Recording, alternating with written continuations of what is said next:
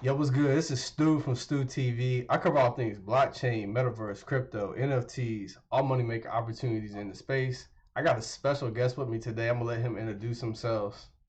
Let's go. Hey, what's up, y'all? It's Professor J, here from East Blockchain, covering everything, probably everything around the space if I can. Um, just here to help my boy Stu out with a little info. Here we go.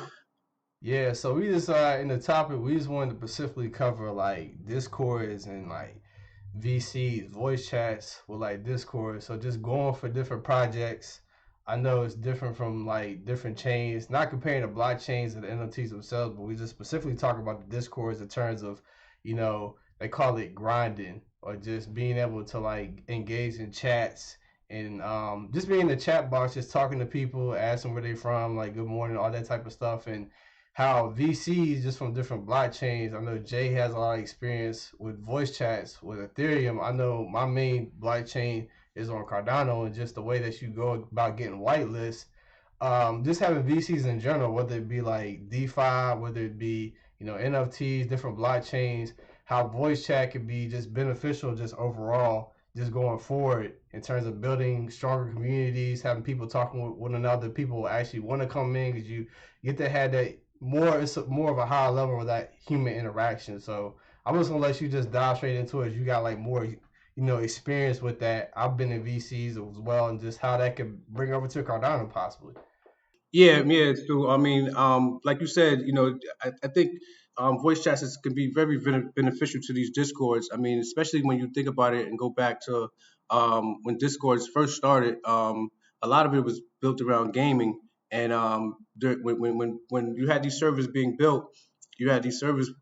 They had the general chats where people can chat, but then you also had a voice chat also, and people, that's how a lot of these discords would stay connected. And then, as it branched on and went into to the blockchain, um, now you have NFT servers.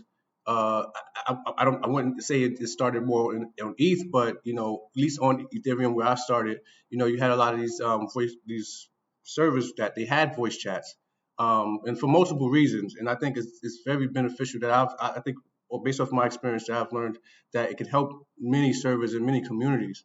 Um, One of the main things is people, like he said, you have that whole grinding process. And if you have a server where there's no voice chat and it's just a general chat, that's where you get that. I think we get the word grinding from. People just in the chat. It leads to more of just good morning and goodbyes and highs and how you doing and what you ate for dinner and stuff like that.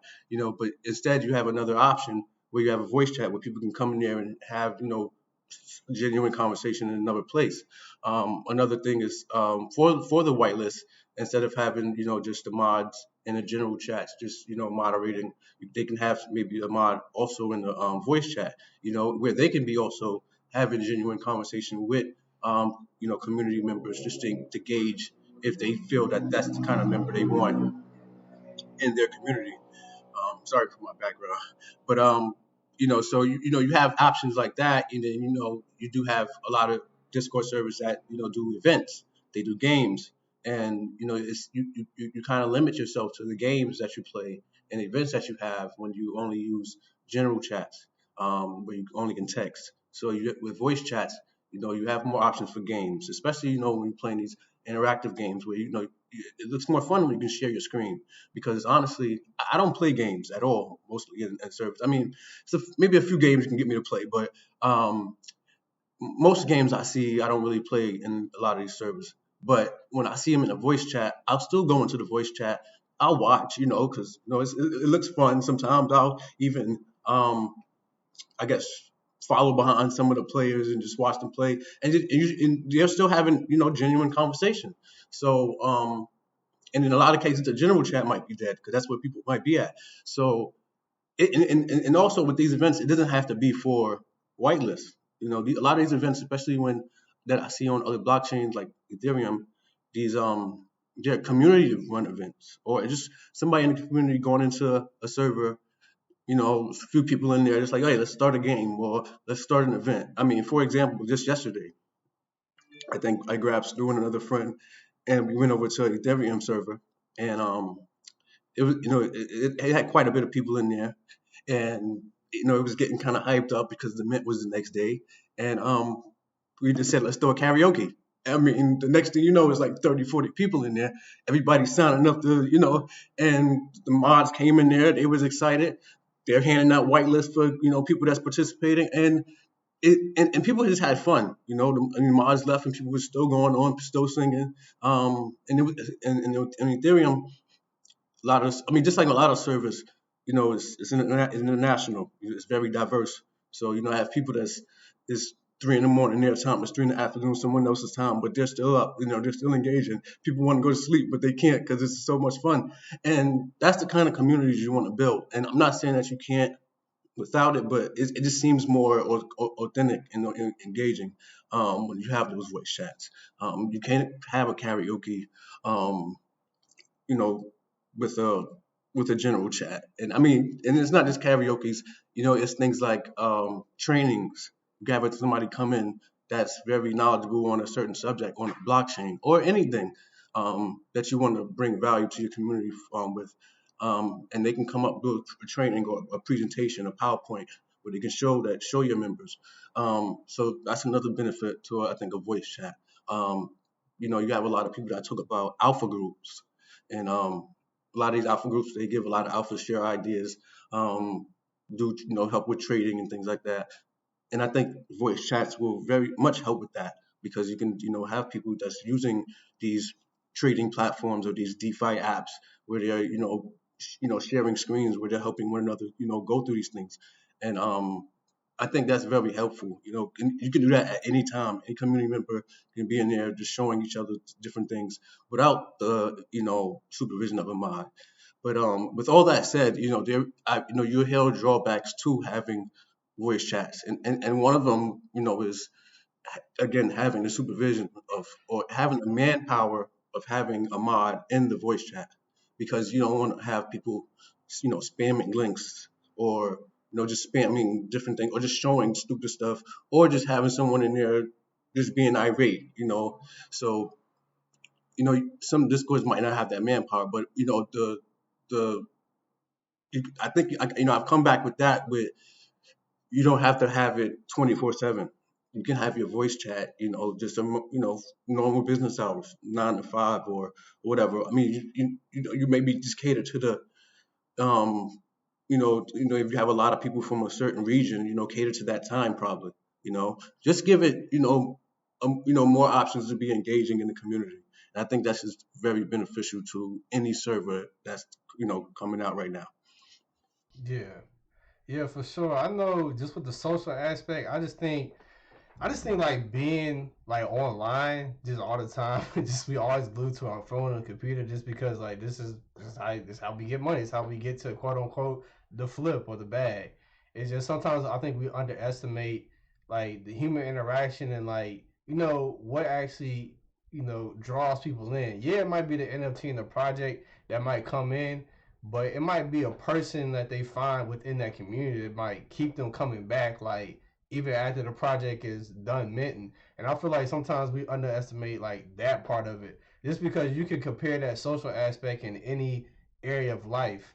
Like even if it's a job that you go to that you might not particularly like, but if you see a certain person that's coming on the schedule, it's just like, oh man, I really like working with this person. When we get together, it's always laughs and jokes and that type of thing. Or it's just like playing games. Like for me, I'm like a social gamer. So like I can't play games by myself. It gets boring real quick. Especially if I'm Hmm. especially if I'm doing bad. Then it gets really boring. But if I have people that I enjoy playing with, we have a good time, just laughing and stuff like that. That's the difference with me playing that game for 1 hour or like 4 or 5 hours.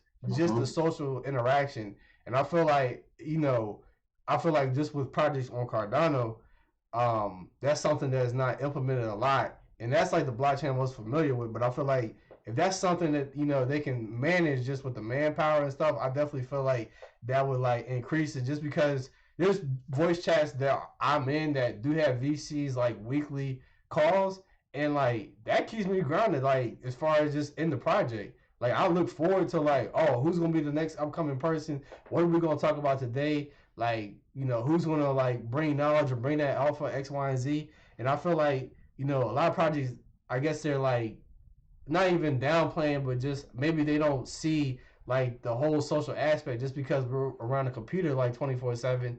And I feel like if that was more common and adopted just in the space in general, not just with one particular blockchain, I feel like a lot more people would try to go for whitelist just because like people will just be like, oh, they see a whitelist, they see they got to grind to reach a certain level in the Discord, and they're just like, oh no, I ain't about to do that. I just go apply for a giveaway. If I don't get the NFT, I mean, if I don't get the giveaway, then I'm not going for that. I'm not going for that whitelist. I guess I don't get it.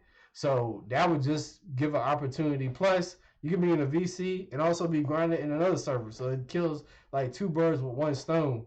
But there are just some things that would have to be managed. It would have to just take a little bit more work. But I think the benefits just overall, it's not just the project that people be bullish on. It's like the people within the community. It's just like, oh wow, like this person's like really cool. Like I enjoy talking to this person, even if that person is like the only reason that you coming back, at least they coming back.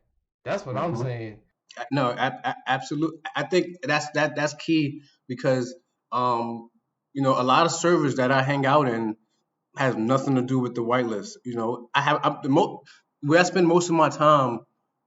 It's not. It's a server that does. It's not even a project. They don't give white. They're not giving a whitelist. It's just the community members, and that's most of the projects that I do hang out in. I mean, I was disappointed at a project that recently came out, and I'm not gonna say the name, but it just recently came out. And when I first went into the server, it wasn't really. It was about the project, but then I really got more engaged with the community members. No one really was talking about the project. It was just like real people having real conversation, and I enjoyed that. And I really just forgot about the project. And then at the same time, I am an investor. So when the project came out, you know, it sort of flopped, and it didn't do well at all. Barely minted out, didn't hit, well below mint price.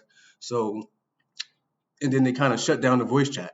It was they made it a holder only voice chat, so they made it feel like and they kind of put pressure on people where it was like you have to mint this, you have to have this to really be in the voice chat and be in the server. And I think that's unfair, So I think just having voice chats available for community members, not only for whitelists, just for people to come in, because that can be a place where you continue to market. You have community members in there that's championing your project, that's just hanging around. You will have that out of thousands of members. You will have that.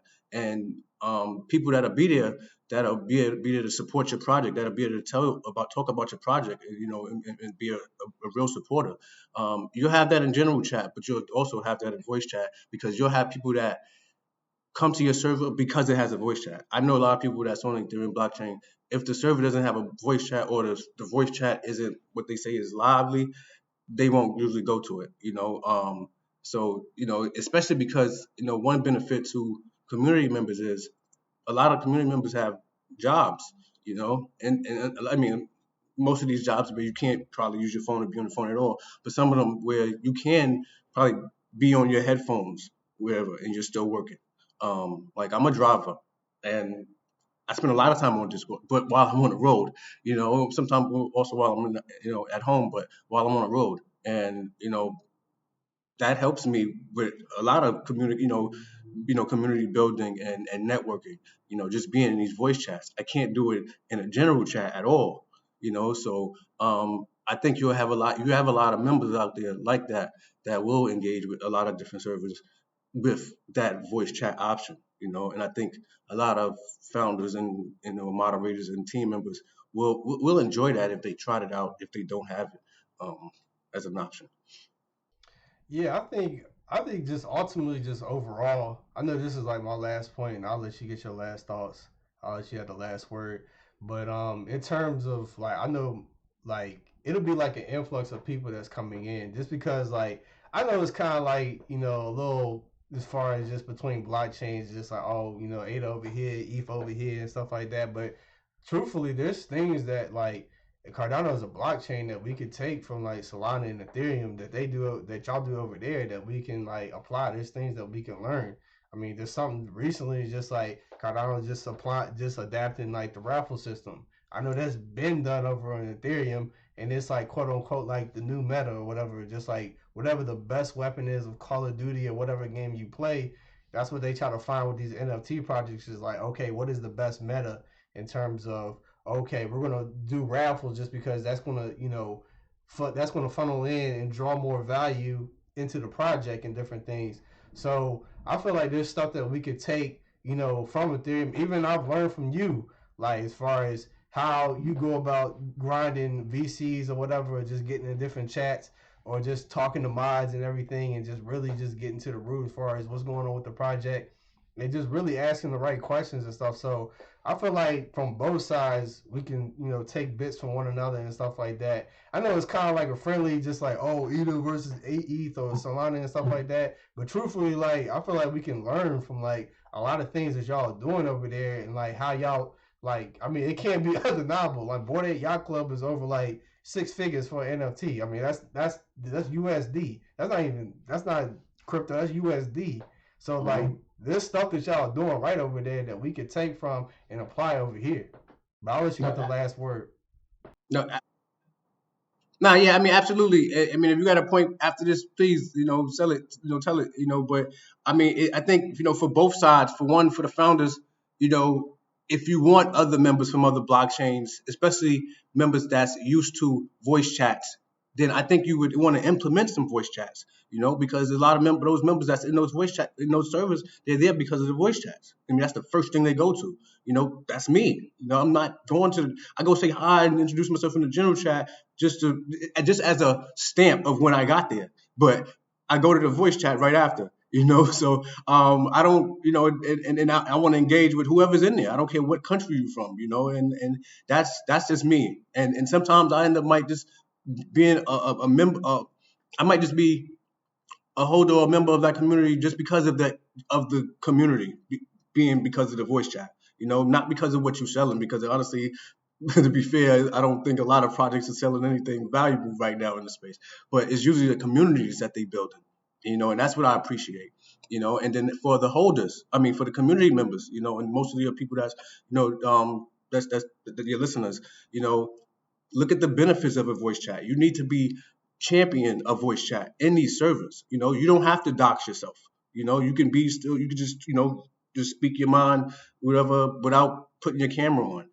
And the benefit of that is you can be in a voice chat in one server and you can be grinding in a general chat in the next, knocking out two birds with one stone, because that's what it's about, really, right? And I mean, and honestly, I don't really sell that to people like that, but you can be networking in both. So it's not really just about the whitelist. You could be networking in both at the same time. So I think you should be asking these mods and pressing these mods for voice chats, just as another option, even if it's for 5 to 8 hours a day, because like I said, most servers, especially on smaller blockchains, might not have the manpower to have someone in there all the time, but I think that will be beneficial for both sides in the space, just to bring everybody together. Yeah, man. I could have said it better myself. But yeah, I definitely think just going forward, just across all blockchains, the more just gets adopted, I feel like you're gonna see more people like start funneling in that maybe not might be open to like text, but they want to talk and actually like had that real human voice interaction and stuff. So yeah, I definitely feel like just going over this, man, it'll just be beneficial for the whole space moving forward. But with that said, man, I'm just gonna go ahead and close it out. This is Stu from Stu TV. I cover all things blockchain, metaverse, crypto, NFTs, all money maker opportunities in the space. We'll catch you in the next one. Peace.